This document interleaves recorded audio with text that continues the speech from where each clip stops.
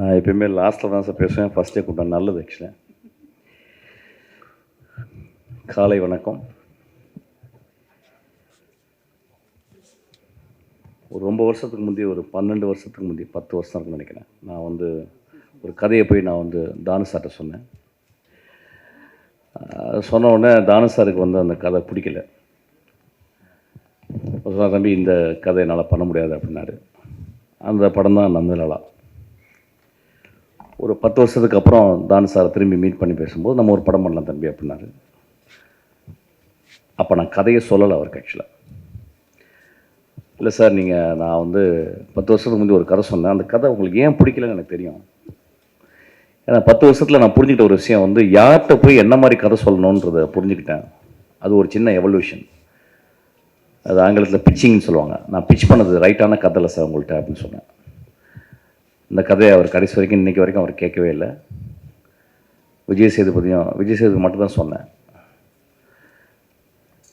நான் எப்பொழுதுமே தானு சாரை நான் உயரமாகவே பார்த்து கொண்டு இருக்கிறேன். நான் சினிமா சேர்றதுக்கு முந்தி அவருடைய படங்களுடைய போஸ்டர்,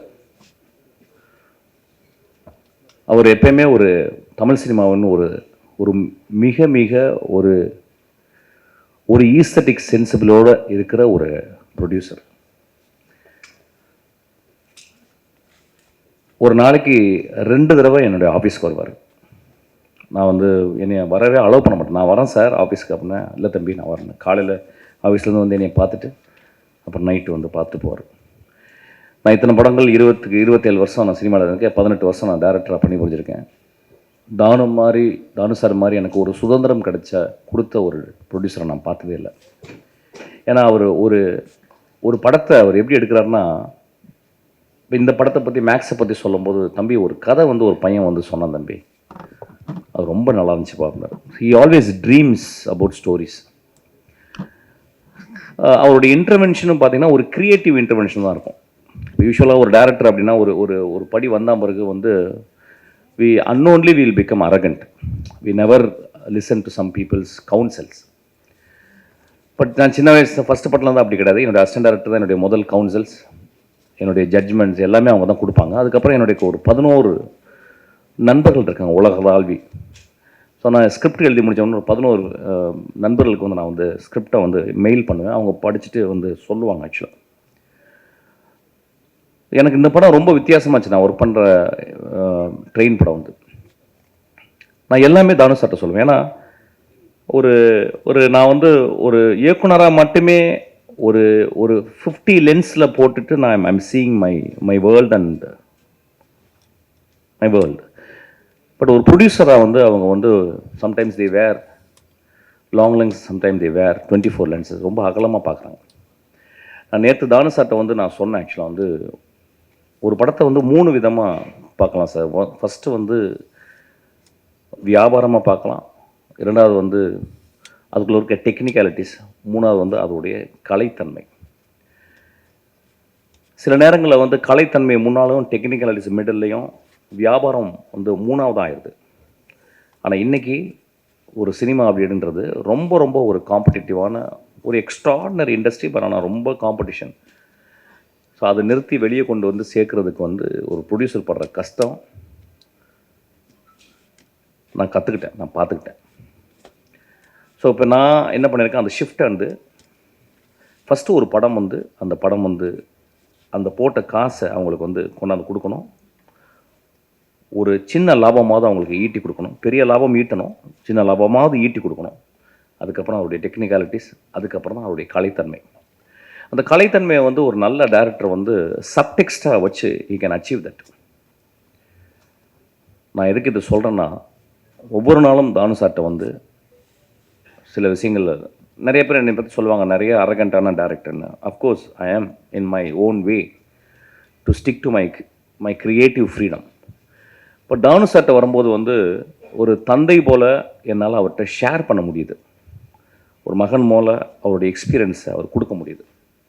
அப்படி தான் வெற்றி மாற்றி நடந்துக்கிறாரு, எல்லாத்தையுமே நடந்துக்கிறார். முதல் ஷோ காலையில் ரிலீஸ் ஆகுது இந்த நேற்று வெற்றிமாறனுக்கு. முதல் தடவை காலையில் ஷோ பார்த்துட்டு போயிட்டு அவர் போய் ஒரு பொக்கே கொடுத்தார். ஸோ ஹி ஆல்வேஸ் ஃபாலோஸ் இந்த மாதிரி ஒரு சுறுசுறுப்பாக நானும் சாருக்கு என்ன வயசுன்னு எனக்கு தெரியல. ஐ திங்க் 22 வயசுன்னு நினைக்கிறேன் ஆக்சுவலாக. இவ்வளோ சுறுசுறுப்பான ஒரு மனிதனை நான் பார்த்ததே கிடையாது ஆக்சுவலாக என் வாழ்நாளில். நான் இளையராஜாவை பார்த்துருக்கேன், ஒரு மியூசிஷியனா. But a producer I have never seen such a most agile and always active. Always வந்து தம்பி இப்படி பண்ணலாம் அப்படி பண்ணலாம். நேற்று கூட ஒரு பாட்டு பண்ணி போட்டேன் வந்து, தம்பி நல்லாயிருக்கு இன்னும் கொஞ்சம். So he gives me more energy. அதை வந்து நம்ம ஒரு க்ரியேட்டிவாக நம்ம எடுத்துக்கணும்னு நினைக்கிறேன் ஆக்சுவலாக. எனக்கு இந்த ஒரு this thing I learn from Thanu sir. I am so grateful to you sir. அப்புறம் இந்த படம் பார்த்தேன். இந்த படம் முத ட்ரைலர் வரும்போது ஐ நோ கிச்சா, அதாவது எப்படின்னா ஒரு தடவை நான் போய் அவர்கிட்ட கதை சொல்லியிருக்கேன். ரொம்ப வெரி வெரி டீசன்ட் மேன். நான் வந்து I went all the way to Bangalore and I narrated story. He liked it. ஆனால் அதுக்கப்புறம் ஏதோ சம்திங் இட் ஹேப்பன், அதெல்லாம் பண்ண முடியல. அவரும் ஒரு 30 வருஷமாக 25 வருஷமாக ரொம்ப ஸ்ட்ராங்காக அவர் வந்து ஒரு பெரிய ப்ரொட்டாகனிஸ்ட், இங்கே ஒரு பெரிய ஹீரோ அவர் வந்து இப்போ நம்ம அவர் படங்களை நம்ம வந்து இங்கேயும் பார்க்க போகிறோம். இப்போ வந்து ஒரு படம் வந்து இப்போ வந்து இந்தியா வந்து ஒரு மாநிலமாக ஆயிடுது கிட்டத்தட்ட சினிமா பொறுத்தில். யார் வேணால் எங்கேருந்து வேணாலும் அவங்க வந்து ஏற்றுக்கொள்ளப்படுகிறார்கள். அப்படி தான் இருக்கணும் ஆக்சுவலி. இப்போ வந்து ஒரு ஹீரோ எங்கள் ஏரியா ஹீரோ அப்படிலாம் கிடையாது. இப்போ வந்து இது வந்து ஒரு கலையாக மட்டுமே சினிமா பார்க்கப்படுகிறது. ஸோ இந்த படம் ரொம்ப நல்ல கமர்ஷியலாக இருந்துச்சு. எனக்கு அந்த இயக்குனருக்கு வந்து நான் வாழ்த்துக்களை சொல்கிறேன். There are many kinds of film. Fassbender எடுக்கிறது ஒரு ஃபிலிம், பெல்லாட்டர் எடுக்கிற ஒரு ஃபிலிம், குரசவா ஒரு ஃபிலிம் எடுக்கிறாரு, பிரசான் ஒரு ஃபிலிம் எடுக்கிறாரு, பொலான்ஸ்கி ஒரு ஃபிலிம் எடுக்கிறாரு, நோலன் ஒரு டிஃப்ரெண்ட் கைண்ட் ஆஃப் எடுக்கிறாரு. நிறைய ஃபிலிம் மேக்கர்ஸ் இங்கே நம்ம இந்தியாவை பார்த்தோம்னா ஷியாம் பெனகல்லேருந்து ஆரம்பிச்சுன்னா வெற்றிமாறன்லேருந்து இன்றைக்கி ராம்லேருந்து தியாகராஜன், குமார் ராஜா, இன்றைக்கி மிகப்பெரிய வெற்றி படங்களை கொடுத்த டேரக்டர்ஸ் எல்லாமே.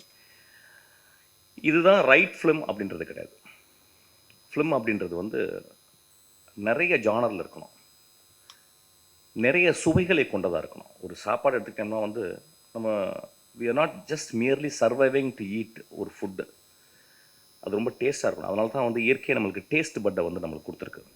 எக்ஸ்ட்ராடனரி எவல்யூஷனில் நம்மளுக்கு வந்து அவர் tongue has been gifted by the extraordinary taste buds. அது மாதிரி டிஃப்ரெண்ட்டாக நம்ம வந்து பார்க்கணும். ஒரு ஷோலையை பார்த்துட்டிங்கன்னா ஒரு காலத்தில் அதை விட ஒரு கமர்ஷியல் படம் இல்லை. Maybe it was rip off from different films inspire ஆகிருக்கலாம். ஆனால் அது ஒரு மிகப்பெரிய, இன்றைக்கு வரைக்கும் இந்தியாவில் மிகப்பெரிய ஒரு கமர்ஷியல் படமாக ஷோலே இருக்குது. கமர்ஷியல் படங்களும் பண்ணணும். ஒரு கதாநாயகன் கணவன் மனைவி உறவு, ஒரு கதாநாயகன் அண்ணன் தங்கை உறவு, ஒரு கதாநாயகன் நண்பர்கள் உறவு, இப்படியும் இருக்கணும். ஒரு கதாநாயகன் ஒரு பெரிய வீர சாகசம் செய்யும் ஒரு கதாநாயகனாகவும் இருக்கணும். இந்த படத்தில் அப்படியாப்பட்ட ஒரு கதாநாயகனை தான் பார்க்குறேன். வீர சாகசம் செய்யும் ஒரு பெரும் கதாநாயகனாக இந்த படத்தையும் நம்ம பார்க்கணும். இப்போ சமீப காலமாக ஒரு படங்களை ரொம்ப ஸ்ட்ராங்கான ஒரு கிரிட்டிசிசம், கண்டம்னேஷன் எல்லாமே இருக்குது. இதை திரைப்பட இயக்குநர்கள் நம்ம வந்து ஒத்துக்கணும். நான் ரொம்ப யோசிக்கிறேன். ஏன்னா ஒரு காலகட்டத்தில் இன்றைக்கி வந்த எல்லா திரைப்பட இயக்குநர்களையும் அடையாளம் கண்டு சமூகத்துக்கு சொன்னவங்க பத்திரிகைக்காரர்களும் மக்கள் தான். ஸோ வென் ஒரு சினிமான்றது ஒரு பேலன்ஸ். அது ரொம்ப கான்சென்ட்ரேட்டட், ஒரு வருஷம் 1.5 வருஷம் உட்காந்து ரொம்ப கான்சன்ட்ரேட் பண்ணி கிட்டத்தட்ட ஒரு ராக்கெட் இன்ஜினியரிங் மாதிரி தான். அந்த ராக்கெட் அப்படியே தனித்தனியாக செக்மெண்ட்டாக பிரித்து ஒவ்வொரு டிபார்ட்மெண்ட்டும் ஒரு 5 இயர்ஸ் 10 இயர்ஸ் உட்காந்து ஒர்க் பண்ணுறாங்க. ரொம்ப மெட்டிகுலஸாக ஒர்க் பண்ணுறாங்க. அதுக்கப்புறம் எல்லாம் பண்ணி முடிச்சு லான்ச் பண்ண முடியாமல் பிறகு திடீர்னு ஒரு சின்ன ஒயர்னால் வந்து அந்த பெரிய ராக்கெட் வெடிச்சிடலாம். அந்த மாதிரி தான் சினிமாவும். ஸோ இது ஒரு concentrated work led by the director, also by the actors, the producers. Sometime mishap ஆகும். ஸோ இதையும் மனதில் கருத்து வச்சுக்கிட்டு நம்ம புரிஞ்சுக்கணும். கிட்டத்தட்ட பத்திரிகையாளரும் நம்மளும் பார்த்தீங்கன்னா ரெண்டு கையை கோர்த்து தான் நடக்கிறோம். நீங்கள் இல்லாமல் நாங்கள் இல்லை, நாங்கள் இல்லாமல் நீங்கள் இல்லை, அப்படி தான் இருக்கணும்னு நான் நினைக்கிறேன். ஸோ சில நேரங்கள் நான் திரும்பி சொல்கிறது, கருணையோடு கொஞ்சம் மனதில் வைத்து அந்த மனிதன் எப்படியாப்பட்ட சினிமாக்களை பண்ணியிருக்கிறான் அப்படின்றத வச்சோம் நம்ம கொஞ்சம் விமர்சனத்தை கொஞ்சம் I am not saying to tone down, I am saying கொஞ்சம் please add little compassion when you criticize a movie. ரொம்ப இம்பார்ட்டன் இருக்குது. ஏன்னா இன்றைக்கி சினிமாவை பார்த்தீங்கன்னா எனக்கு அவ்வளோ கஷ்டத்தில் இன்றைக்கி சினிமா இருக்குது. நிறைய பேருக்கு தெரியாது. கஷ்டம்னா ஒரு எப்படி ஒரு ஒரு சீசனுக்கு கூட ஒரு 4 சீசன் இருக்கும். ஆனால் இன்றைக்கி சினிமா அவ்வளோ கஷ்டத்தில் இருக்குது. பெரிய பணங்கள் போட்டு தான் இன்றைக்கி சினிமா பண்ண முடியுது. ஒரு சின்ன படங்களே இன்றைக்கி எடுக்க முடியல. கொஞ்சம் மிஸ் ஆனால் கூட அது வந்து மிகப்பெரிய இழப்பையும் பல குடும்பங்களை வந்து ரோட்டுக்கு கூட்டி வர்ற அளவுக்கு சினிமா ஆயிடுது. ஸோ இதை கருத்தில் கொண்டு நம்ம சினிமாவை ரொம்ப கம்பேஷனோட பார்க்கணுன்னு நான் ரொம்ப தாழ்மையோடு கேட்டுக்கிறேன். இந்த படம் ஒரு மிகப்பெரிய வெற்றி படமாக அமையும்.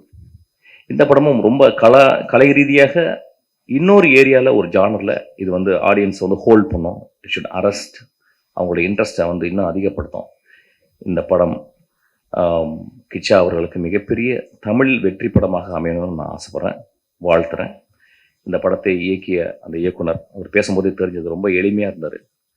தன் மனைவியையும் மகளையும் சொன்ன ஒரு டேரக்டர். அவருக்கு அவர் கிளாப் அடிப்போம். ஆக்சுவலாக அதுதான் முக்கியம் வாழ்க்கையில். ஆல் த திங்ஸ் எல்லாம் பண்ணி முடித்த பிறகு வாழ்க்கையில் வந்து நம்ம சொந்தங்களுக்கு தான் எல்லாமே பண்ணுறோம். எல்லா குட்டிக்கரணங்களும் சினிமா ஒரு மிகப்பெரிய குட்டிக்கரணம் தான். ஆக்சுவலாக நான் எல்லாம் பண்ணுறதும் என்னுடைய மகளுக்கு தான் ஆக்சுவலி. ஸோ அது மாதிரி அந்த டேரக்டர் சொல்லும்போது எனக்கு ரொம்ப மூவ் ஆகிட்டேன். அதுக்காக இந்த படம் ஓடும் சார், பெரிய ஹிட் ஆகும் சார். வந்திருக்கோம் எல்லாருமே நான் ரொம்ப வாழ்த்துறேன். தானு சார், நீங்கள் எப்பொழுதுமே அதை கண்டுபிடித்து அவங்க கதையை கேட்டு அந்த கதையை நேசித்து அந்த படங்களுக்கு வந்து உங்களுடைய சம்பாத்தியத்தை உங்கள் உழைப்பையும் நீங்கள் கொடுக்குறீங்க. உங்களுக்கு இந்த இயற்கையை உங்களை பத்திரமா பார்த்துக்கும் சார். இன்னும் ஒரு 50 ஒரு 100 வருஷம் நீங்கள் வாழணும்னு நான் வாழ்த்துறேன் சார். இந்த இயற்கையை சொல்லலாம் வந்து தானு சார் வந்து இப்படி மேலையில் புகழ்கிறாரு அவர் படம் பண்ணுறதுனால அப்படின்னு சொல்லிட்டு, அதில் ஒரு துளி கூட உண்மை இல்லை. நான் ஏற்கனவே அதான் சொல்லி ஆரம்பித்தேன். தானு சார் என் படத்தை பிடிக்கலன்னு சொல்லி வந்தார். இன்றைக்கும் அந்த படத்தினுடைய கதையை நான் அவர் சொல்லவே இல்லை. ஏதோ என்னுடைய படங்கள் வந்த விதங்களை பார்த்து எனக்கு ரொம்ப நேசித்து அவர் இந்த படத்தை கொடுத்துருக்காரு. இந்த படமும் ஒரு நான் I don't say it's a great film, it's a very humble film, very form wise நான் நிறைய விஷயங்கள் ட்ரை பண்ணியிருக்கேன். அதுக்காக எனக்கு அவ்வளோ ஒரு நாள் கூட எனக்கு வந்து அவர் சளைக்காமல் நான் கேட்ட பணத்தையும் நான் கேட்ட டெக்னீஷியனையும் அவர் கொடுத்துக்கிட்டே இருக்கார். ஆக்சுவலாக I feel very proud to work under Thanu sir. நான் எப்பொழுதுமே நீங்கள் கூப்பிடும்போதும் உங்களுக்காக நான் படம் பண்ணுவேன் சார். என்ன ஒர்க் நீங்கள் கேட்டாலும் உங்கள் ஆஃபீஸில் வந்து நான் பண்ணுவேன் சார். Thank you so much.